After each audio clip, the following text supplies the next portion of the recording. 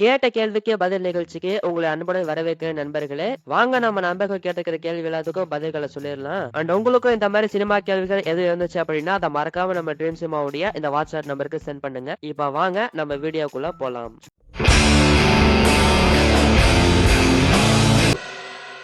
So first கேள்வி திருநெல்வேலியில இருந்து அக்ஷய் அப்படிங்கிறவர் கேட்டிருக்காரு. ப்ரோ, அஜித் படத்துக்கு மட்டும் ஏன் ஆடியோ லான்ச் ப்ரே ரிலீஸ் இவெண்ட்லாம் எதுவும் நடக்க மாட்டேங்குது? அவர் இதுக்கெல்லாம் வந்தா படத்துக்கும் நல்ல ப்ரொமோஷன், படம் எக்ஸ்ட்ராவா கலெக்ட் பண்ண வாய்ப்பு இருக்கு, எதனால அவர் வரமாட்டாரு அப்படிங்கிற மாதிரி கேட்டிருக்காரு.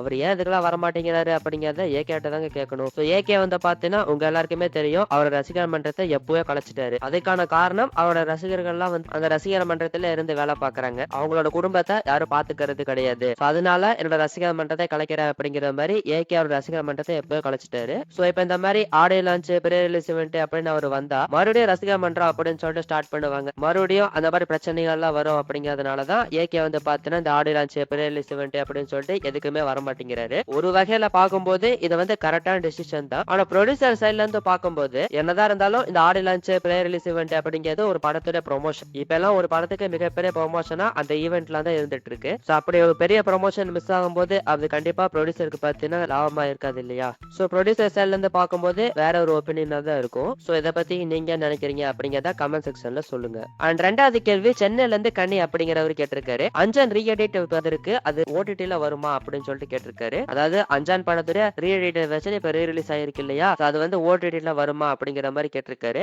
அஞ்சான் படத்துடைய ஒரிஜினல் வெர்ஷன் பார்த்தீங்கன்னா ஓடிடில இருக்கு, ஆனா இந்த ரீஎடிட் வெர்ஷன் வருமா அப்படிங்கிறது டவுட் தான். ஆனா இப்ப இந்த அஞ்சான் படம் ரீஎடிட் வெர்ஷன்ல வந்துச்சு இல்லையா, அது நிறைய பேர் பாத்தீங்கன்னா பாத்துட்டு நல்லா இருக்கு அப்படிங்கிற மாதிரி தான் சொல்லியிருந்தாங்க. ஃபர்ஸ்ட் வந்த வெர்ஷனோட இந்த வெர்ஷன் சூப்பராவே இருக்கு, விறுவிறுப்பா இருக்கு அப்படிங்கிற மாதிரி எல்லாம் சொல்லியிருந்தாங்க. நான் வந்து இன்னும் இந்த அஞ்சான் படத்துல ரீஎடிட் வெர்ஷன் இன்னும் பார்க்கல. சோ பார்த்தவங்க ஒரு சில பேர் அவங்களோட ஒப்பீனியன் சொல்லியிருந்தாங்க. சோ நல்லா இருக்கு அப்படிங்கிற பட்சத்துல அது ஓடிடில ரிலீஸ் பண்ணாங்கன்னா நல்லா தான் இருக்கும். ஆனா அதுக்கு ஓடிடி நிறுவனங்கள்லாம் வாங்கணும் இல்லையா? சோ அவங்க வாங்கினாதான் அந்த படம் வந்து ரிலீஸ் ஆகும். என்ன பண்ண போறாங்க அப்படிங்கறத வெயிட் பண்ணி பார்ப்போம். அண்ட் மூணாவது கேள்வி திருப்பூர்ல இருந்து ராம் அப்படிங்கிறவர் கேட்டிருக்காரு. சியான் 63 மூவி ஷூட்டிங் எப்ப ஸ்டார்ட் ஆகும் அப்படின்னு சொல்லிட்டு கேட்டிருக்காரு. சோ சியான் 63 படத்தை பொறுத்த வரைக்கும் இப்போதைக்கு பவுண்டர் ஸ்கிரிப்ட் பார்த்தீங்கன்னா ரெடி ஆயிட்டு இருந்துச்சு, அதனாலதான் படத்தோட ஷூட்டிங் பார்த்தீங்கன்னா டிலே ஆயிட்டே இருந்தது. சோ இப்ப இந்த படத்துக்கான பவுண்டர் ஸ்கிரிப்ட் பார்த்தீங்கன்னா ரெடி ஆயிருச்சு. ஓடிகே ராஜ்குமார் அவர் தான் படத்தை டைரக்ட் பண்றாரு. அண்ட் அவர் வந்து பார்த்தோன்னா படத்தோட ஃபுல் ஸ்கிரிப்ட் ரெடி பண்ணிட்டாரு. அண்ட் அதே மாதிரி படத்தோட ப்ரே ப்ரொடக்ஷன் ஒர்க்குமே எப்பவே முடிஞ்சிருச்சு. சோ எதனால இன்னும் ஷூட்டிங் ஸ்டார்ட் பண்ணாம இருக்காங்க அப்படிங்கிறது தெரியல. சோ மேபி இந்த மாசம் எண்டுக்குள்ள கண்டிப்பா இந்த படத்தோட ஷூட்டிங் வந்து ஸ்டார்ட் பண்ணிடுவாங்க. அண்ட் படத்தோட ரிலீஸை பொறுத்த வரைக்கும் அடுத்த வருஷம் செகண்ட் ஹாஃப்ல ரிலீஸ் ஆகிற மாதிரி இருக்கும்னு நினைக்கிறேன். வெயிட் பண்ணி பார்ப்போம்.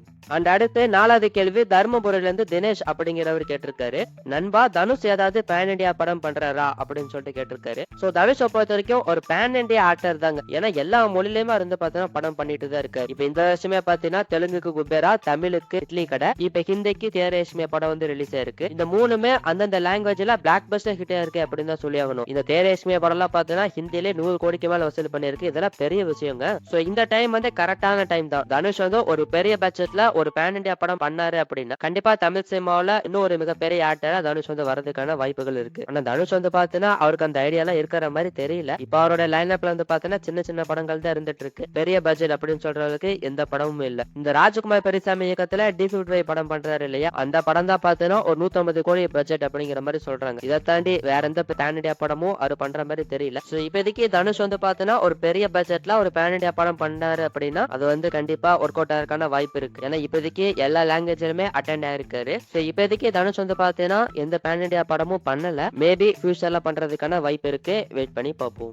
அடுத்து ஐந்தாவது கேள்வி குமார் அப்படிங்கிற கேட்டிருக்காரு. அவரோட ஊரை மென்ஷன் பண்ணல. தலைவர் 173 படத்தோட அனௌன்ஸ்மெண்ட் ஏன் இன்னும் வரல, எப்ப வரும் சொல்லுங்க அப்படின்னு சொல்லிட்டு கேட்டிருக்காரு. சோ தலைவர் 173 படத்தை பொறுத்த வரைக்கும் ராம்குமார் பாலகிருஷ்ணன் அவர் தான் படத்தை டைரக்ட் பண்ண போறாரு. அது வந்து பாத்தீங்கன்னா ஆல்மோஸ்ட் கன்ஃபார்ம் ஆயிருச்சு. ஏன் இன்னும் அனௌன்ஸ்மெண்ட் ரிலீஸ் பண்ணாம இருக்காங்க அப்படிங்கிறது கிளியரா தெரியல. மேபி எனக்கு தெரிஞ்சு பாத்தீங்கன்னா இந்த படத்துக்கான ஃபுல் ஸ்கிரிப்டுமே ரெடி பண்ணுங்க அப்படின்னு சொல்லிட்டு சூப்பர் ஸ்டார் சொல்லியிருக்காருன்னு நினைக்கிறேன். ஏன்னா ஏற்கனவே சுந்தர்சி பாத்தீங்கன்னா இந்த ப்ராஜெக்ட்ல இருந்து விலகிட்டு, அதுக்கான காரணம் பாத்தீங்கன்னா ஃபர்ஸ்ட் சுந்தர்சி வந்து சூப்பர் ஸ்டார் கிட்ட ஒரே ஒரு ஒன்லைன் மட்டும் தான் சொல்லியிருந்தாரு. அண்ட் அதை ஃபுல் ஸ்கிரிப்டா ரெடி பண்ணது சூப்பர் ஸ்டாருக்கு வந்து பாத்தீங்கன்னா அந்த அளவுக்கு சாட்டிஸ்ஃபைடா இல்ல. அண்ட் அதுக்கப்புறம் தான் இப்ப ராம்குமார் பாலகிருஷ்ணன் உள்ள வந்திருக்காரு. சோ இவருமே பாத்தீங்கன்னா இப்போதைக்கு ஒன்லைன் தான் சூப்பர் ஸ்டார் கிட்ட சொல்லியிருக்காரு. சோ ஒருவேளை சூப்பர் ஸ்டார் வந்து பாத்தீங்கன்னா படத்தோட ஃபுல் ஸ்கிரிப்ட் ரெடி பண்ணிட்டு வாங்க அப்படிங்கிற மாதிரி கூட சொல்லியிருக்கலாம். அதனாலதான் இந்த ப்ராஜெக்ட் அனௌன்ஸ்மெண்ட் இன்னும் டிலே ஆயிட்டே இருக்கு. அது மட்டும் இல்லாம ஜெயலலிதா படம் வேற வேற இருக்கு இல்லையா, and அதனால கூட அந்த படத்தோட அனௌன்ஸ்மெண்ட் ரிலீஸ் பண்ணாம இருக்கலாம். ஆனா கண்டிப்பா இந்த படத்தோட அனௌன்ஸ்மெண்ட் பார்த்தீங்கன்னா சீக்கிரமா வரதுக்கான வாய்ப்புகள் இருக்கு. அதை எப்ப ரிலீஸ் பண்ண போறாங்க அப்படிங்கறத நம்ம வெயிட் பண்ணி பார்ப்போம்.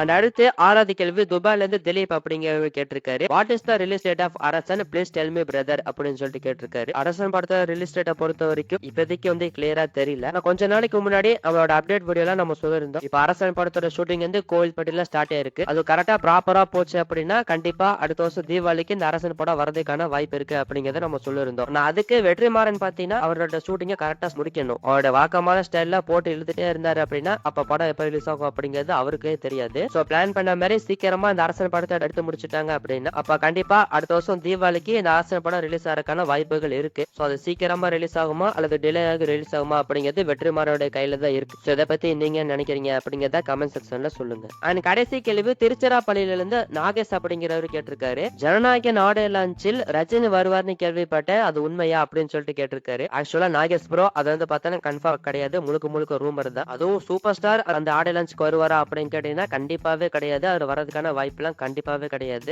அந்த ஆடியோ லான்ச்சுக்கு நம்ம ஏற்கனவே சொல்லியிருந்த மாதிரி டைரக்டர் அட்லி, நெல்சன், லோகேஷ் கனகராஜ் அண்ட் தனுஷ் இவங்க 4 பேரும் வரதுக்கான வாய்ப்பு இருக்கு. இவங்களை தாண்டி ஆக்டர் சூர்யா அண்ட் மோகன்லால் இவங்க வரதுக்கான வாய்ப்பு இருக்கு அப்படிங்கறத நம்ம ஏற்கனவே சொல்லியிருந்தோம். மோகன்லாலை பொறுத்த வரைக்கும் அவர் கண்டிப்பா வரதுக்கான வாய்ப்பு இருக்கு. சூர்யாவை பொறுத்த வரைக்கும் அவரும் டவுட் தான். சோ இந்த ரஜினி வருவாரு அப்படிங்கிறது இது கன்ஃபார்ம் கிடையாது, முழுக்க முழுக்க ரூமர் தான். சோ இதை பத்தி நீங்க என்ன நினைக்கிறீங்க அப்படிங்கறத கமெண்ட் செக்ஷன்ல சொல்லுங்க. சோ அவ்வளவுதான் இந்த வாரம் நம்மள்ட்ட கேட்கப்பட்ட கேள்விகள். சோ உங்களுக்கு இந்த மாதிரி சினிமா கேள்விகள் இருந்துச்சு அப்படின்னா அதை மறக்காம இப்பவே நம்ம ட்ரீம் சினிமாவுடைய இந்த வாட்ஸ்அப் நம்பருக்கு சென்ட் பண்ணுங்க. சோ அந்த கேள்விகளுக்கான பதில் இந்த மாதிரி வீடியோவா நம்ம சேனல்ல ஒவ்வொரு சண்டேவும் வந்துடும். சோ அதை மிஸ் பண்ணாம பாக்குறதுக்கு இப்பவே நம்ம ட்ரீம் சினிமா சேனல் சப்ஸ்கிரைப் பண்ணி வச்சுக்கோங்க. மீண்டும் இன்னொரு இன்ட்ரெஸ்டிங்கான மற்றும் சூப்பரான ஒரு வீடியோ உங்களை சந்திக்கிறேன். நன்றி, வணக்கம்.